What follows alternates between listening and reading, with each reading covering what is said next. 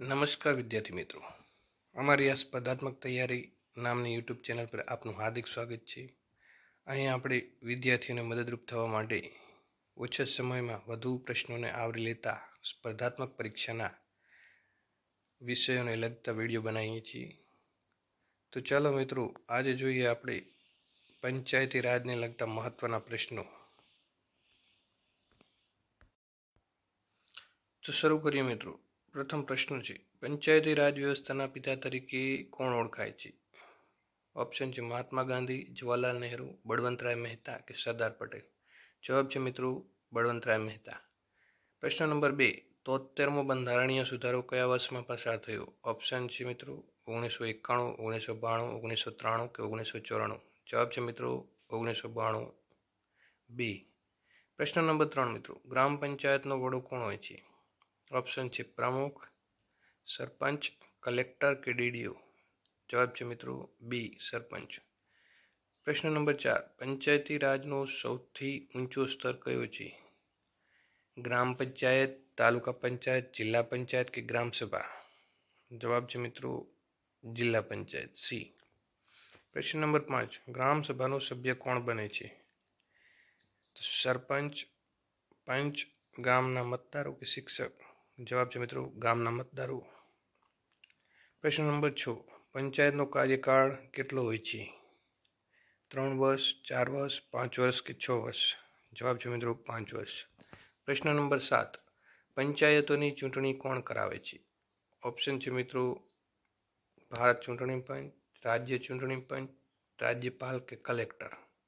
જવાબ છે મિત્રો રાજ્ય ચૂંટણી પંચ. પ્રશ્ન નંબર 8, પંચાયતી રાજ બંધારણના કયા ભાગમાં છે? ઓપ્શન છે ભાગ 7, ભાગ 8, ભાગ 9 કે ભાગ 10. જવાબ છે ભાગ 9 સી. પ્રશ્ન નંબર 9, 11મી અનુસૂચિમાં કેટલા વિષયો છે? ઓપ્શન છે 25, 27, 29 કે 31. જવાબ છે મિત્રો 29 સી ઓપ્શન. પ્રશ્ન નંબર 10, પંચાયતી રાજ સૌપ્રથમ કયા રાજ્યમાં શરૂ થયું? ઓપ્શન છે ગુજરાત, રાજસ્થાન, મહારાષ્ટ્ર કે પંજાબ. જવાબ છે મિત્રો બી, રાજસ્થાન. પ્રશ્ન નંબર 11, ગ્રામ સભાની બેઠક વર્ષમાં ઓછામાં ઓછી કેટલી વાર મળવી જોઈએ? ઓપ્શન છે 2, 3, 4 કે 6. જવાબ છે મિત્રો સી, 4 વખત. પ્રશ્ન નંબર 12, તાલુકા પંચાયતના વડાને શું કહે છે? ઓપ્શન છે પ્રમુખ, અધ્યક્ષ, સરપંચ કે ડીડીઓ. જવાબ છે મિત્રો એ, પ્રમુખ. પ્રશ્ન નંબર 13, જિલ્લા પંચાયતનો વહીવટી વડો કોણ હોય છે?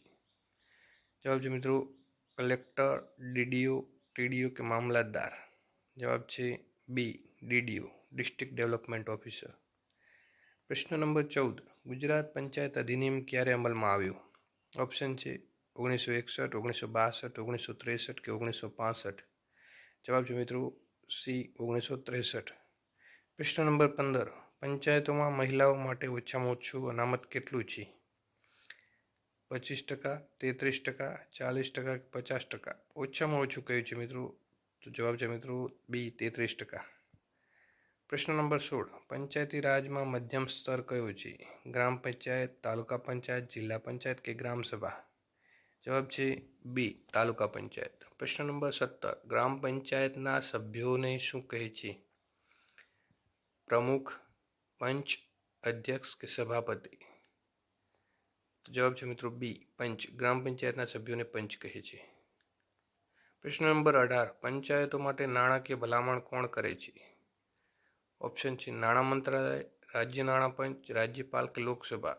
જવાબ છે મિત્રો બી, રાજ્ય નાણાં પંચ. પ્રશ્ન નંબર 19, પંચાયતોના વિઘટન પછી કેટલી સમયની અંદર ચૂંટણી કરવી પડે છે? ઓપ્શન છે 3 મહિના, 6 મહિના, 1 વર્ષ કે 2 વર્ષ. જવાબ છે મિત્રો બી, 6 મહિના. પ્રશ્ન નંબર 20, ગ્રામ પંચાયત કયા સ્તરની સંસ્થા છે? સ્થાનિક સ્વરાજ, રાજ્ય સરકાર, કેન્દ્ર સરકાર કે ન્યાયતંત્ર. જવાબ છે મિત્રો એ, સ્થાનિક સ્વરાજ્ય. પ્રશ્ન નંબર 21, પંચાયતી રાજ માટે જવાબદાર બંધારણીય કલમો કઈ છે? ડાયરેક્ટ જવાબ જોઈશું મિત્રો. જવાબ છે 243 થી 243 ઓ સુધીની. પ્રશ્ન નંબર 22 ગ્રામસભા શબ્દ કઈ કલમમાં છે? ગ્રામસભા શબ્દ મિત્રો કલમ છે 243A, જેમાં ગ્રામસભા શબ્દનો ઉલ્લેખ છે. પ્રશ્ન નંબર 23 પંચાયતોની રચના કઈ કલમમાં છે? તો જવાબ છે મિત્રો કલમ 243B. પ્રશ્ન નંબર 24 પંચાયતની અવધિ કઈ કલમમાં છે? પંચાયતની અવધિની કલમ છે મિત્રો 243E. પ્રશ્ન નંબર 25 પંચાયત ચૂંટણી કઈ કલમમાં છે? પંચાયતની ચૂંટણીની કલમ છે મિત્રો 243K, જે ખાસ યાદ રાખવા જેવી છે, જે અવારનવાર પૂછાતી હોય છે. પ્રશ્ન નંબર 26 પંચાયતોને સત્તા આપવાની કલમ કઈ છે? તો 243G, ગ્રામ પંચાયતોની સત્તા. પ્રશ્ન નંબર 27 પંચાયતોના નાણાં માટે કઈ કલમ છે? તો કલમ નંબર 243H, પંચાયતોના નાણાં. રાજ્ય નાણાં પંચ કઈ કલમ હેઠળ છે? તો કલમ 243I. પ્રશ્ન નંબર 29 પંચાયતોના હિસાબનું ઓડિટ કોણ કરે છે? જવાબ છે મિત્રો રાજ્ય સરકાર દ્વારા નિમાયેલ સત્તાધિકારી. પ્રશ્ન નંબર 30 પંચાયતી રાજનો મુખ્ય હેતુ શું છે? તો જવાબ છે મિત્રો લોકશાહીને ગામડા સુધી પહોંચાડવાનો હેતુ. પ્રશ્ન નંબર 31 પંચાયતી રાજની ભલામણ કરનાર સમિતિ. જવાબ છે મિત્રો બળવંતરાય મહેતા સમિતિ. પ્રશ્ન નંબર 32 અશોક મહેતા સમિતિ કયા વર્ષે રચાઈ હતી? જવાબ છે મિત્રો 1977. પ્રશ્ન નંબર 33 GVK રાવ સમિતિ કયા વર્ષે રચાઈ? જવાબ છે મિત્રો 1985. પ્રશ્ન નંબર 34 LM સિંઘવી સમિતિ કયા વર્ષે રચાઈ? જવાબ છે મિત્રો 1986. પ્રશ્ન નંબર 35 73મો સુધારો ક્યારે લાગુ થયો? જવાબ છે મિત્રો 24 એપ્રિલ 1993ના રોજ 73મો સુધારો લાગુ થયો. પ્રશ્ન નંબર 36 પંચાયતી રાજ દિવસ ક્યારે ઉજવાય છે? જવાબ છે મિત્રો 24 એપ્રિલ. પ્રશ્ન નંબર 37 ગ્રામ પંચાયતની ચૂંટણી સીધી થાય છે? જવાબ છે મિત્રો હા, જેમાં હા કે નામાં જવાબ છે. પંચાયતોમાં SC ST અનામત આપવામાં આવે છે? તો કે હા. ગ્રામસભા પંચાયતને જવાબદાર બનાવે છે? હા. જિલ્લા પંચાયતના ચૂંટાયેલા વડાને શું કહે છે? જવાબ છે મિત્રો પ્રમુખ. તાલુકા વિકાસ અધિકારીનું ટૂંકું નામ શું છે? તો TDO. જિલ્લા વિકાસ અધિકારીનું ટૂંકું નામ શું છે? DDO. પ્રશ્ન નંબર 43 પંચાયતી રાજનો આધાર કયો સિદ્ધાંત છે? જવાબ છે મિત્રો વિકેન્દ્રીકરણનો. પ્રશ્ન નંબર 44 ગ્રામ પંચાયતના વિકાસ કાર્યોમાં શું આવે છે? જવાબ છે મિત્રો રસ્તા, પાણી અને સ્વચ્છતા. પ્રશ્ન નંબર 45 પંચાયતોને કર વસૂલવાની સત્તા મળી શકે? જવાબ છે મિત્રો હા. પ્રશ્ન નંબર 46 11મી અનુસૂચિ કયા સુધારાથી ઉમેરાઈ? તો જવાબ છે મિત્રો 73મો સુધારો. પ્રશ્ન નંબર 47 12મી અનુસૂચિ કયા સુધારાથી ઉમેરાઈ?